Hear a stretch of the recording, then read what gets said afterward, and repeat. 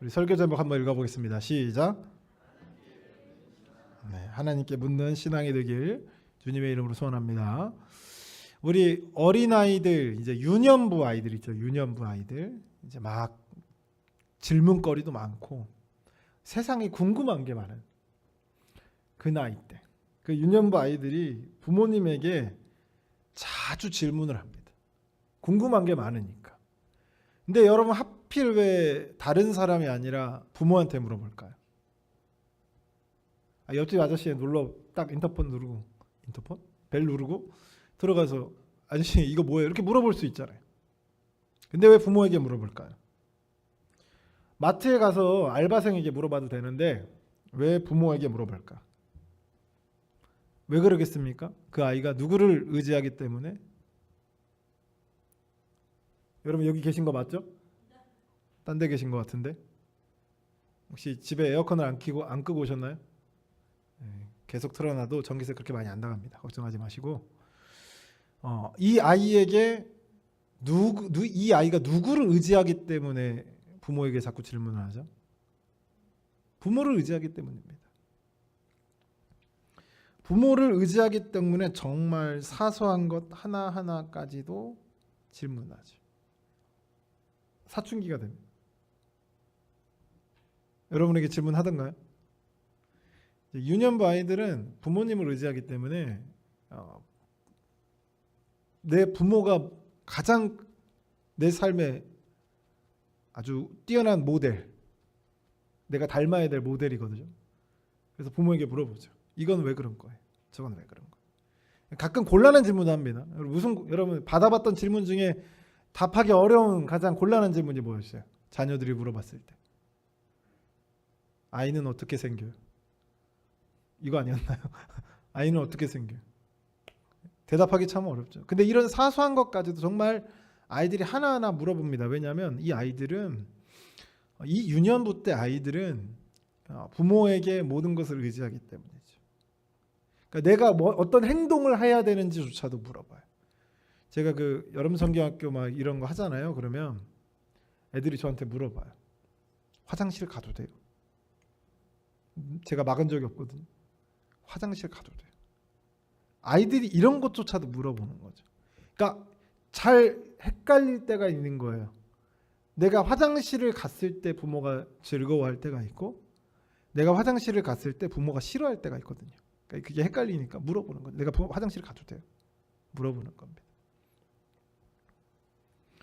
이만큼 아이들은 부모에게 많은 부분을 의존하기 때문에 많은 질문을 쏟아냅니다. 그러다가 부모에게 의지하던 삶이 이제 점점 이제 독립으로 가는 거죠. 나쁜 증상이 아니라 독립으로 가는 겁니다. 그래서 아이가 이제 독립하기 시작하죠. 그럼 뭐가 줄어들어요? 질문이 줄어들어요. 여러분 자녀들이, 여러분 중학생 정도 수학은 여러분 누구나 다 풀 수 있죠. 잠깐 당황할 수는 있겠지만 누구든 다 풀 수 있습니다. 근데 중학생 아이들이 여러분에게, 아니 초등학교 고학년 아이들이 여러분에게 수학을 물어보러 오던가요? 과학, 사회 이런 거 물어보러 와요? 안 오더라는 거죠. 이제는 독립하는 거예요. 그 단계가 와서 부모를 의지하지 않고 성인이 되어가는 과정이 있기 때문이죠. 근데 문제는 이제 과도기 학생들이 이제 실수하는 게 뭐냐면, 과도기 학생들이 이제 이 시대 사춘기의 학생들이 그 과도기이죠. 아직 성인은 아니에요. 성인인 척하지만 성인은 아닌 그 과도기 이 시기에 실수하는 게 뭐냐면, 그 시간을 살아본 부모의 조언을 뭘로 인식해요? 잔소리로 인식한다는 거죠. 그러니까 그 시기를 동일하게 살아본, 부모도 경험해 본 시간이에요. 근데 이 시간을 경험해 본 부모의 조언을 잔소리로 인식하는 거죠. 그 순간부터 그의 삶에 먹구름이 들이옵니다. 우리가 인생은 정답이 없다 라고 얘기를 하지만 이럴 때 쓰는 표현은 아니에요. 왜냐하면 인생에는 정답은 없지만 인생에는 분명히 지혜로운 선택은 있기 때문입니다. 그리고 그 지혜로운 선택은 그 시간을 경험해 본 사람이 더 잘 알겠죠. 적어도 부모들은 적어도 자신과 같은 실수를 하지 않았으면 하는 바람에서 내가 이 시기를 지나와 보니 내가 이런 실수를 했더라 라고 하나 조언하는 거죠. 근데 그걸 귀를 막으면 결국엔 똑같은 실수를 범할 수밖에 없는 것. 우리의 인생도 마찬가지인데 우리의 신앙도 마찬가지입니다. 하나님께 묻지 않고 내가 원하는 대로 혹 내 생각대로 삶을 살아간다면 실수를 범하게 되는 정도가 아니라 돌이키기 힘든 실패를 경험하기도 하더라라고 하는 거죠. 오늘 본문에 우리가 너무 잘 알고 있는 말씀이죠. 아이성 전투입니다. 이스라엘 백성들이 요단강을 건넜어요. 요단강을 건너기 전에 한 가지 해프닝이 있었는데 두 지파 반, 총 이스라엘 12지파로 나눠져 있죠. 레위 지파 빼고 12지파로 나눠져 있는데 그 중에 두 지파하고도 절반 지파죠. 두 지파 반이 우리는 가나안으로 들어가지 않고 그냥 여기서 살래요. 요단 동쪽에서 우리는 건너가지 않고 그냥 여기서 살겠습니다. 그때 모세가 불같이 화를 내요. 너희들이 이러는 건 우리가 40년 전에 실패했던 그 역사를 다시 반복하는 것이다. 그래서 결국 두 지파 반이 동쪽, 요단 동쪽에서 살되 남자들은 무장을 하고 함께 따라와서 가나안 전쟁에 함께 참여하는 걸로 협의를 받습니다. 이해가 되셨죠? 그런 과정에 모세가 죽은 거예요. 여호수아가 이끌고 이제 요단 동쪽에 살고 있는 이제 그 땅을 이제 분배를 받은 두 지파 반의 남자들이 무장을 하고 같이 요단강을 건너서 전쟁을 치르는 거죠. 고향은 요단 동쪽. 지금 전쟁을 치르는 가나안 땅은 요단 서쪽. 이제 이 요단강을 건너서 딱 들어갔는데 거기에 여러분 무슨 성이 있었다고요? 너무 잘 알죠? 무슨 성? 네네네 있었다고요? 무슨 성이 있었다고요? 여리고성. 그래서 이제 제가 이제 이 설교를 할 때마다 강조하지만 여리고성은 몇 성벽이 몇 개라고요? 성벽이 몇 개? 2개. 외벽과 내벽이 있는데 외벽과 내벽 이중으로 된 요새죠, 요새. 그 내벽과 같은 경우는 이 전차가 지나갈 수 있을 정도로 넓고 컸다는 거죠. 그러니까 이스라엘의 기술력으로는 죽었다 깨나도 정복하지 못하는 그런 성이에요. 그러니까 하필 건너자마자 가장 강력한 성 중에 하나를 만난 거죠. 하나님이 그렇게 하신 거예요. 그런데 우리가 알고 있는 것처럼 성벽이 무너졌죠. 그 강력해 보였던 성벽이 무너졌죠. 그리고 이스라엘이 그 여리고성을 점령합니다. 그 다음 전투가 어디예요? 아이성입니다. 자, 여기서가 우리가 살펴보는 본문이에요. 아이성이에요. 여러분 여리고성을 점령할 때는 여호와의 사자가 나타나서 여호수아에게 명령했어요. 너 이렇게 하루에 한 바퀴씩 돌고 마지막 7일째는 7바퀴 돌고. 너네가 여리고성을 점령할 때는 입으로 점령하는 건 아니니까 어떻게 하고? 조용히 하고. 뭐만 해? 순종만 하라는 거죠. 그래서 그렇게 해서 이제 여리고성을 점령하는데 다음 전투가 아이성이에요. 근데 아이성에 정탐꾼을 보냈어요. 하여튼 이놈의 정탐꾼이 문제입니다. 정탐꾼을 보냈더니 가보니까 이 여리고 자기네들이 정복했던 여리고에 비해서 아이성은 어떤 거예요? 이 성이라고 얘기하기가 조금 마을이라고 얘기해야 되나? 성이라고 얘기하기는 조금 애매한 거죠. 그만큼 이 아이성이 굉장히 수준이 낮았던 겁니다. 그래서 어떤 결론이 나왔냐면 2-3천 명만 가도 어떻게 한다? 충분합니다. 결과가 이렇게 나온 거죠. 그러니까 이 여호수아가 어떻게 하냐? 3천 명을 보냅니다. 근데 재미난 사건이 있어요. 여기서 우리가 패배한 건 알지만 패배한 건 다 알죠. 쳐들어갔습니다. 그러면 이 전쟁에서 대체 이스라엘이 몇 명이 죽었길래 후퇴했을까요? 5절에 나왔습니다. 한번 찾아보세요. 몇 명이 죽었길래 이들이 겁을 먹고 도망갔을까?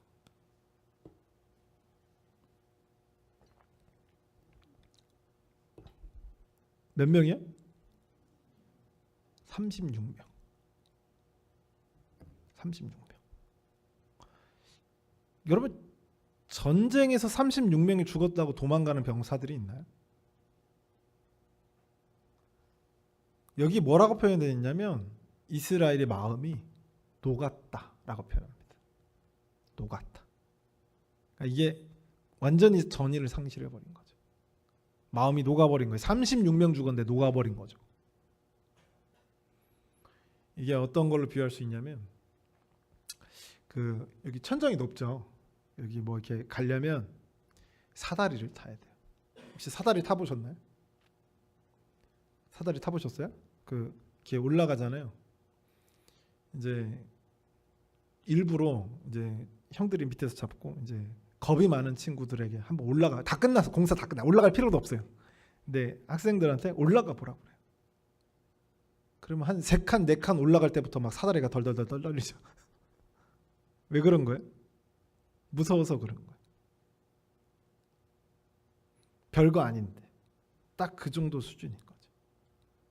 이스라엘 여리고성을 점령했다라고 믿기 힘든 군대의 상태인 거예요. 36명이 죽었다고 도망간 거죠. 겁쟁이. 전쟁하면 36명이 뭡니까? 사상자가 얼마나 많이 나는데. 3,000명 중에 36명이 죽었다. 얼마나 창피한 일이에요. 근데 도망갔다. 그 사상자 너무나 당연한 거 아니에요? 36명 정도는 여러분 군대에서 돌격 앞으로 하다 보면은 이제 우당탕탕 넘어지는 경우가 있거든요. 그러다 압사해서 죽는 숫자가 36명을 제가 이해를 하겠어요. 근데 싸우다가 36명 죽었다고 도망간 거죠. 그 정도로 적은 숫자예요. 사고로 얼마든지 죽을 수 있는 숫자가 36명입니다. 전쟁에서는. 근데 그 36명이 도망간 거예요. 그리고 나서 이제 패배하고 왔죠. 아이성 전투 앞에서 패배하고 와서 여호수아가 하나님 앞에서 뭐라고 하는 줄 아세요? 7절 한번 같이 읽어보세요. 7절. 마지막 절이죠. 우리가 읽어봤던 7절 함께 읽겠습니다. 시작. 이르되 슬프도소이다. 주 여호와여 어찌하여 이 백성을 인도하여 요단을 건너게 하시고 우리를 아모리 사람의 손에 넘겨 멸망시키려 하셨나이까. 우리가 요단 저쪽에 면문족하게 여겨 거주하였더라면 좋았을 뻔하였나이다. 자, 여리고성의 그 감격, 여리고성을 점령했던 감격은 한순간에 사라졌습니다. 우리가 그래요. 한순간에 사라집니다. 정말 뭐 잊을 수 없을 것 같은 그 은혜를 막 경험하고 나서 와 대단하다. 정말 내가 하나님을 어찌 부인할 수 있을까? 며칠 뒤에 부인한다니까.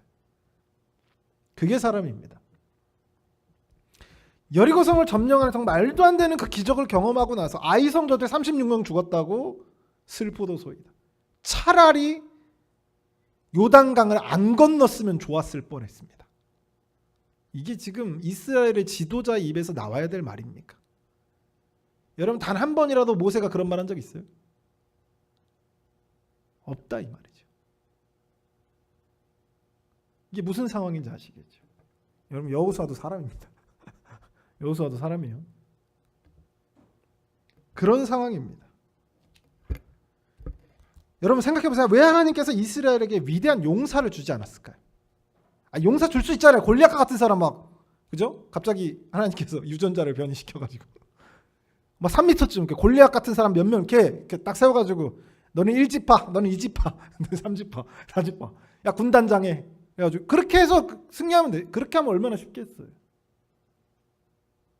그렇게 하실 수 용사를 세울 수도 있고요. 하나님 만들어서 세울 수도 있고 강력한 무기를 또 하나님께서 주실 수도 있어요. 정말 중국 그 삼국시대 제갈량 같은 지략가를 하나님께서 주실 수도 있었습니다. 지략가를 주실 수도 있었다. 그렇게 하나님 안 하신다는 거죠. 왜냐하면 이스라엘에게 가장 강력한 무기는 뭐야 되니까요? 여러분의 인생에서 가장 강력한 무기가 무엇입니까? 하나님 이런 거 안 줘요. 뭐 용사, 무기, 뭐 지략가 이런 거 안 준다니까. 안 주는데 대체적으로 안 줘요. 주는 경우도 있지만 대체적으로 안 줘요. 왜 안 주냐면 나에게 있어서 가장 강력한 무기가 뭐여야 되니까. 하나님이어야 되니까. 그죠? 나에게 있어서 가장 강력한 무기가 하나님이어야 되는 거예요. 그래서 하나님께서 안 줍니다. 특별히 내 인생에서 가장 필요한 시기가 있어요. 강력한 무기, 강력한 용사, 강력한 지략가가 정말 절실하게 필요할 때가 있어요. 근데 하나님께서 그때 안 줍니다. 나중에 필요 없을 때 줘요. 이제는 별로 필요 없는데 그때 줘요. 왜 그러냐면 하나님께서 우리에게 있어서 하나님께서 교육을 하는데 우리에게 있어서 가장 강력한 무기가 누구여야 되느냐? 하나님이 되어야 되기 때문입니다. 할렐루야.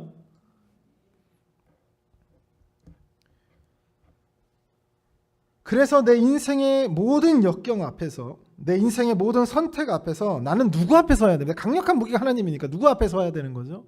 하나님 앞에 서야 되는 거예요. 그래서 누구한테 물어봅니까? 하나님께 물어봐야 되는 거예요. 어떻게 해야 될까요? 어린아이가 부모에게 물어보듯이 어떻게 해야 될까요? 물어봐야 된다는 거예요. 근데 그럴 수가 없는 겁니다. 두 가지 이유 때문에 둘 중에 하나입니다. 첫 번째는 내가 생각했을 때 하나님은 그런 능력이 없거나 두 번째는 그런 능력이 있어도 나에게는 굳이 역사하지 않는 분위기, 나와 함께 임마누엘이죠. 임마누엘의 하나님, 나와 함께 하시지 않으니까라고 생각하기 때문입니다. 두 가지 중에 하나. 여러분 왜 우리가 기도합니까? 왜 기도해요? 내 인생의 주관자가 하나님이기 때문 아닙니까? 내 인생의 주관자가. 그래서 그분에게 묻기 위해서 기도하는 거 아니에요? 분명 내가 기도하고 있는 와중에 경기라 이렇게 응답하시진 않고 거의 대체로 내 삶에서 깨우치게 만드시죠.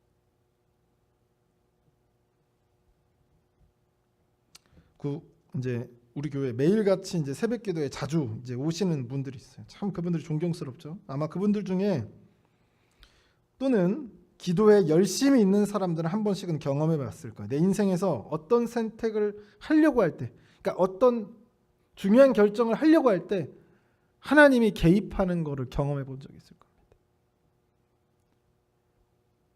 내가 이런 선택을 하려고 하는데 하나님이 어떻게 개입하냐면 평상시였으면 아무 꺼리낌이 없었어. 그냥 이 선택을 해서 저 선택을 해서 내가 원하는 대로 그냥 선택해서 가면 되니까.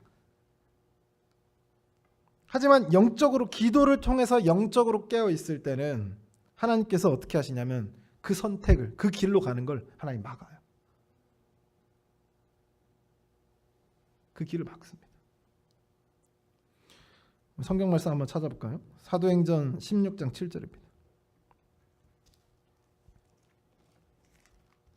사도행전 16장 7절.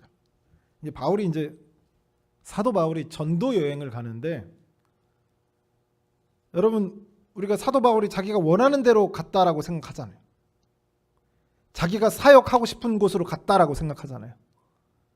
근데 사도행전을 면밀하게 살펴보면 사도 바울의 전도 여행 그 장소지 그리고 그 대상까지 누가 개입하냐면 하나님이 개입합니다. 16장 7절 함께 읽어보겠습니다. 시작. 무시아 앞에 이르러 비두니아로 가고자 하여 있으되 예수의 영이 허락하지 아니하시는지라. 원래는 소아시아로 가려고 했거든요, 바울이. 근데 누가 막았다고요? 6장에는 성령이 막았다고 하고요. 표현이 7장에는 예수의 영이 막았다고. 7절에는 6절에는 성령이 7절에는 예수의 영이 막았다. 똑같은 얘기입니다. 하나님께서 막으신 거죠. 그래서 다른 데로 가는 거예요. 다른 데로 어디로 가?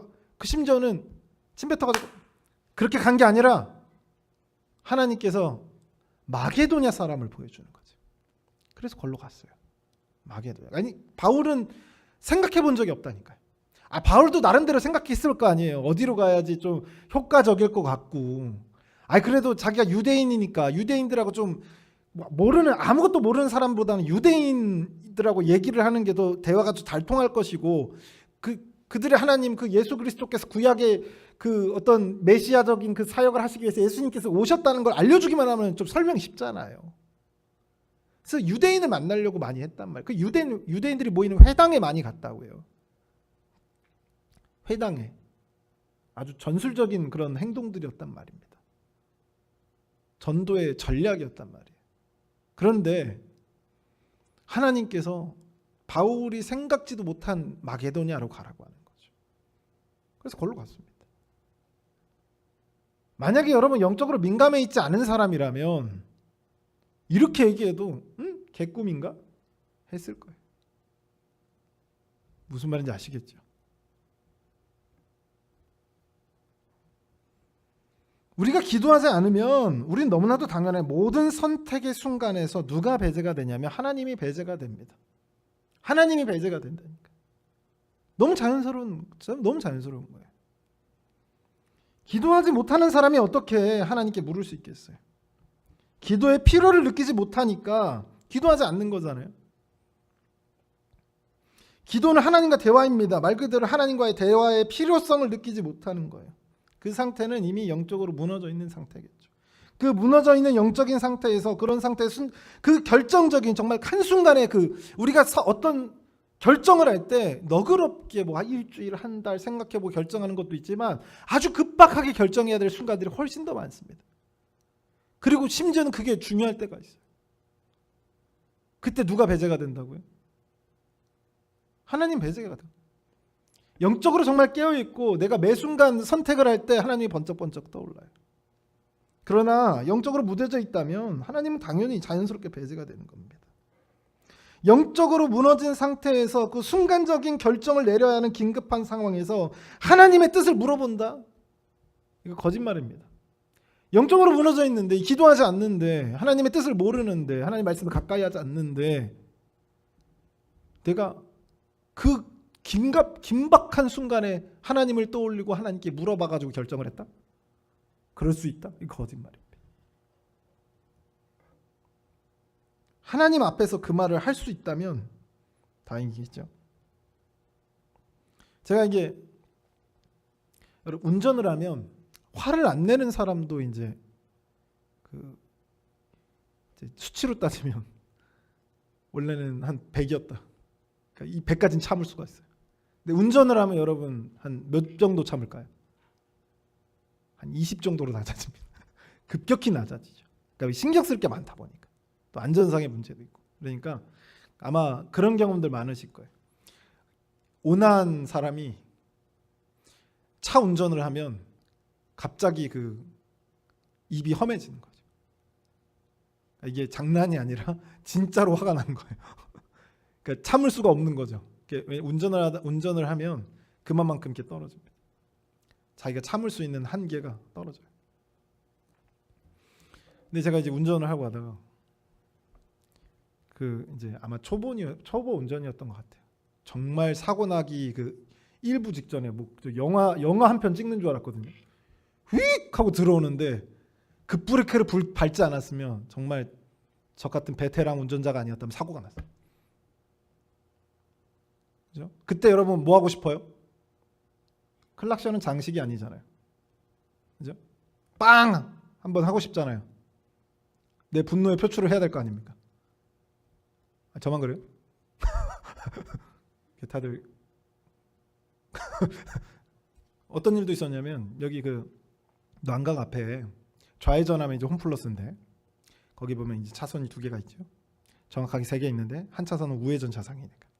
그리고 두 차선의 첫 번째 차선은 좌회전이고요. 두 번째 차선에는 직진 좌회전이거든요. 이해가 되셨나요? 첫 번째 차선은 좌회전만 돼요. 두 번째 차선은 직진하고 좌회전 둘 다 돼. 근데 제가 2차선, 그러니까 직진과 좌회전 둘 다 되는 곳에 섰는데 저는 좌회전을 하려고 했어요. 근데 1차선에 있는 차가 갑자기 직진을 하는 겁니다. 예고도 없이. 다 같이 방향을 틀어서 이제 설설설 이제 가고 있는데 갑자기 이렇게 되는 거예요. 그래서 사고 나기 직전에 제 인생에서 그렇게 빨리 핸들을 돌려본 적이 없어요. 사고 안 나려고. 반대편으로 팍 소리가 날 정도로 우악 돌렸습니다. 사고가 안 나려고. 그때 뭐 하고 싶죠? 클락션 누르고 싶잖아요. 홍군형을 내고 싶어하죠. 근데 그 차가 무슨 차라고요? 항상 제가 거의 대부분 끌고 다니는 차가 무슨 차입니까? 교회 스티커가 붙여있죠. 그래서 이렇게 속으로 예수의 피가 아니었다면 넌 죽었다. 그리고 지나가. 그런 거죠. 그러니까 만약에 여기서 여러분 내가 교회 차를 타고 있다는 인식을 하지 못하고 내 스티커, 교회 스티커가 붙여있다는 인식을 하지 못하면 나는 어떻게 행동하겠어요? 싸우러 간다고요? 싸우러 간다고요? 그렇죠. 화가 나겠죠. 화를 표출하기도 할 겁니다. 마찬가지. 영적인 분별력이라는 게 이것도 마찬가지. 영적으로 날카로워져 있다는 이것도 마찬가지. 그리스도인이라는 스티커가 내가 붙여져 있는 거죠. 근데 이걸 내가 인식을 가끔 못한다니까. 아니 가끔이 아니라 자주 못해요. 그래서 화가 난다고 화를 냅니다.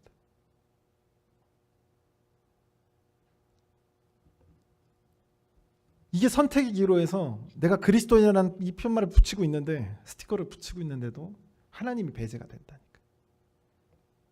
내가 하나님께 묻지 않고 영적으로 갈급한 상태가 있지 않으면 정말 말 그대로 묻어져 있으면 하나님은 자연스럽게 하나님이 내 옆에 있든 아마 예수님께서 모습을 그냥 그 옛날 2000년 전의 모습으로 딱 내 옆에 좌정하고 있어도 똑같이 행동할 거예요.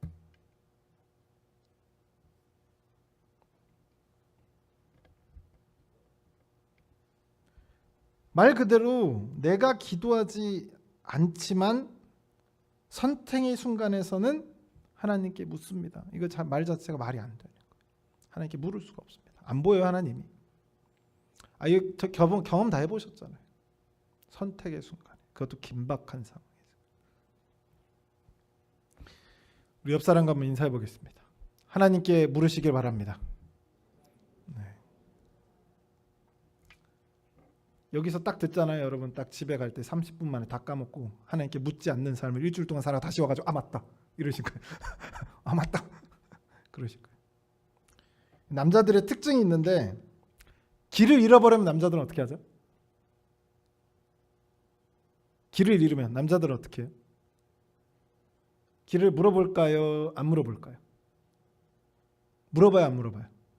안 물어보죠. 여러분 그거 부끄러워서 그런 거예요. 이해해 주시길 바랍니다. 남자들의 특징이 길을 잃었을 때 묻지를 않습니다. 제가 대학원 때 대학원 졸업하고 대학원이니까 이제 목회학과 대학원이잖아요. 그러니까 여자들은 거의 없고요. 뭐 2명, 3명 이 정도 있고 대부분 한 80명 중에 2명, 3명만 여자고 나머지는 다 남자예요. 다 남자입니다. 이상해요. 전 어디 가든 남자들밖에 없습니다. 하여튼 뭐 남자들이에요. 그리고 이제 남자들과 함께 이제 여행을 이제 필리핀으로 졸업 여행을 갔어요. 갔는데 이제 처음으로 이제 여권을 발급해가지고 갔는데 그 이제 숙소에 저녁에 이제 잠을 이제 숙소에서 이제 저녁 되면 이제 자유롭게 이제 할 수 있거든요. 아니 그렇지 않아도 자유롭지만 그냥 자유롭게 있었어요. 그러다가 이제 뭐 살 것도 있고 이제 선물 같은 것도 좀 봐야 되고 하다 보니까 이제 좀 거리도 구경할까 해서 몇 명이서 남자 몇 명이서 친한 사람들끼리 몇 명이서 이제 방에서 나와서 거리를 걸었습니다. 무섭더라고요. 거리가 여러분 우리나라 거리 같지가 않더라고요. 처음 가봤으니까 외국을 걷는데 이것도 살 것도 있고 저것도 구경할 것도 있어가지고 한참 이제 구경하면서 걸어가고 있는데 가다가 보니까 길이 낯선 거예요. 구글 맵을 치고 가고 있었는데 길이 낯선 거죠. 그리고 구글 맵이 정확하게 나와 있지가 않은 거예요. 가다가 쉽게 말해서 길을 잃었습니다. 그런데 이 그룹 중에 한 5명이서 같이 갔는데 한 명이 앞장서서 이렇게 걸어가고 있는 거예요. 한치 망설임 없이 앞으로 걸어가고 있는 거예요. 그래서 4명이서 뒤에서 따라가고 있었어요. 그래서 이제 속으로 생각하고 있었죠. 아, 저 친구가 길눈이 밝구나. 저는 벌써 길을 잃었거든요. 저 친구는 길눈이 밝구나. 어두운데 이걸 어떻게 잘 알지? 외국을 많이 왔다 갔다 해본 친구여가지고 여기도 알고 있나 보다. 그래서 따라가고 있었습니다. 그렇게 한참을 따라갔는데 가다 보니까 한참을 따라가고 있는데 그치 앞장서 가던 친구 갑자기 뒤를 돌아보면서 저희 4명한테 뭐라고 하냐면 여기가 어디지? 아니 모르면 물어봐야 돼. 물어보질 않는 거예요. 물어보시길 주님의 이름으로 소원합니다. 물어보질 않는 거예요. 그래서 그날 거기가 참 우리나라 같은 경우는 택시가 잘 잡히는 편인데 저녁 10시만 돼도 거기가 우리가 생각한 택시도 아니고 뭐 약간 오토바이 같은 데다가 뭐 수레 같은 거 이렇게 연결해가지고 그런 거 타는 거 그것도 잘 안 잡히는 거예요. 결국에 막 흥정을 하고 또 흥정했는데 거의 3배 가까이 내고 택시를 타고 구글 맵을 보여주면서 찍어서 겨우 왔어요. 만약에 중간에 서로 대화를 했다면 나 여기가 어딘지 몰라. 여기 어디니? 라고 서로 물어봤다면 거기까지 가지도 않았을 거예요. 근데 길을 잃어버리는 거죠. 우리의 삶도 그럴 때가 있습니다. 아니 거의 아마 대부분 그런 경험을 해본 경험이 있을 거예요. 하나님께 물어보지 않아서 하나님께 묻지 않아서 내가 처음 가는 길이거든요. 여러분 두 번째 가는 길은 아니잖아요. 처음 가는 길인데 묻질 않는 거죠. 그래서 길을 잃고 내 삶에서 자꾸 제자리를 걷는 것 같은 느낌이 들 때가 있어요. 그럴 때 하나님께 물으시길 주님의 이름으로 소원합니다. 우리의 인생에서 내 인생을 책임지시고 내 인생을 올바르게 인도하실 수 있는 분은 하나님밖에 없습니다. 그래서 그때마다 하나님께 물으시길 주님의 이름으로 소원합니다. 시간 한번 통성으로 하나님께 기도하실 때 하나님 우리의 인생길에서 하나님께서 우리와 함께하여 주시옵소서. 내가 하나님께 묻지 않는 신앙이 아니라 내 멋대로 가는 신앙이 아니라 하나님께 묻는 신앙. 그래서 실패와 실수를 줄여나가는 그런 삶이 될 수 있도록 하나님 붙잡아 주시옵소서. 분명 실수와 실패도 나의 성장의 밑거름이 되겠지만 그보다 더 좋은 것은 하나님께 순종하는 법, 하나님께 묻는 법, 하나님께 의지하는 법을 우리가 깨달아 하나님을 의지하는 신앙으로 살아가는 것이며 하나님께 묻는 신앙으로 하나님께 서는 것임을 우리가 알고 하나님께 고백하오니 하나님께서 붙잡아 주시사 하나님께서 역사하여 주시사 내 삶에서 하나님께서 붙드시고 내 삶에서 하나님을 붙드는 그런 놀라운 삶을 살게 하여 주시옵소서. 내가 하나님께 묻고 또 묻고 또 묻는 그런 어린아이와 같은 신앙으로 하나님께 묻는 신앙으로 하나님 앞에 설 수 있도록 하나님께서 붙잡아 달라고 우리 같이 주여 한번 부르시되 통성으로 기도합니다. 주여 오 하나님 아버지 시간 붙잡아 주시고 역사하여 주시는 그 하나님께서 우리의 삶 가운데 아버지 함께하여 주시고 역사하여 주시옵소서. 내가 물을지 못할 때 아버지 영적으로 날카로워지지 못하고 아버지 무뎌지고 쓰러져 있을 때 하나님의 어떤 선택의 그 순간에서 하나님을 배제하는 우리의 모습들을 하나님 발견하오니 하나님께서 붙잡아 주시고 인도하여 주시사 아버지 내 모든 선택의 순간에서 하나님께 나아갈 수 있는 아버지 내 모든 방황하는 그 삶 속에서 하나님께 묻고 하나님께 찾아올 수 있는 놀라운 신앙으로 아버지 훈련시켜 주시고 세워 주시옵소서. 하나님께서 이와 같이 우리를 잡아 주시옵소서.